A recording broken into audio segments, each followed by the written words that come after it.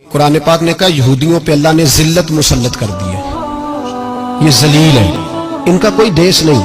ये जहां इन्होंने कब्जा किया हुआ ना फलस्तीन में, ये कब्जे की जगह है और एक मुट्ठी भर मुल्क है, शायद 60-70 लाख आबादी हो इसराइल की। अगर अमेरिका इसकी मदद ना करे तो इसराइल कायम नहीं रह सकता। और इसके गिर्द 12-14 इस्लामी मुल्क हैं। बैतुल मुकद्दस मस्जिद अक्सा मामूली जगह नहीं। हुजूर ने फरमाया 3 सफर करो तो समझना हम इबादत कर रहे हैं। कौन कौन से? फरमाया अगर बैतुल्लाह जाओ तो इबादत समझ के जाना, मस्जिद नबी की तरफ जाओ तो इबादत है, और मस्जिद अक्सा की तरफ जाओ तो ये भी इबादत है। और फरमाया मस्जिद अक्सा में जिसने एक नमाज पढ़ी उसे 25,000 नमाजों का सवाब मिलेगा।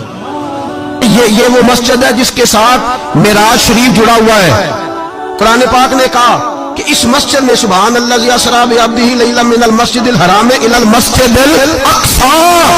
मुसलमानों, कुरान कहता है कि तुम्हारे मिराज की शान रसूल पाक की मस्जिद अक्सा से जुड़ी है। जिस महबूब को रब मिराज कराए तो मस्जिद अक्सा में लाके कराए। वो जगह मामूली जगह है, वो मामूली जगह है मस्जिद अक्सा। नबी पाक ने वहां नबियों की इमामत कराई। 17 महीने उस मस्जिद की तरफ मुंह करके तेरे और मेरे रसूल ने नमाजें पढ़ी। छोटी जगह है और पूरी दुनिया का मुसलमान इसे चाहिए शर्म से गड़ जाए। एक अमेरिका का सदर बोल के कहता है कि इसराइल को इजाजत है उसे दारुल हुकूमत बनाए, और मुसलमान हुक्मरान बयान दे रहे हैं जालिमों लुटेरो, तुम अपनी अपनी सियासतें चमकाने के लिए पहले एक दूसरे को गालियां देते हो, फिर इकट्ठे बैठ जाते हो नंबरिंग करने के लिए। तुम दीन के इस मसले में सारे इकट्ठे क्यों नहीं बैठे? सारे पाकिस्तान के सियासतदानों को, उलमा और मशाइख को चाहिए था एक पेज पे इकट्ठे होते, इकट्ठे बैठ के एक बयान ही दे देते, एक बात ही कर देते।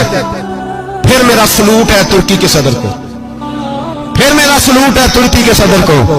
अजीब बात है ना कि उसके पास एटमी ताकत आपसे कमजोर है, आपकी तगड़ी है। उसके पास जो फौजी ताकतें हैं वो अपनी जगह पर आपकी फौजी ताकतों का लोहा मानती है दुनिया।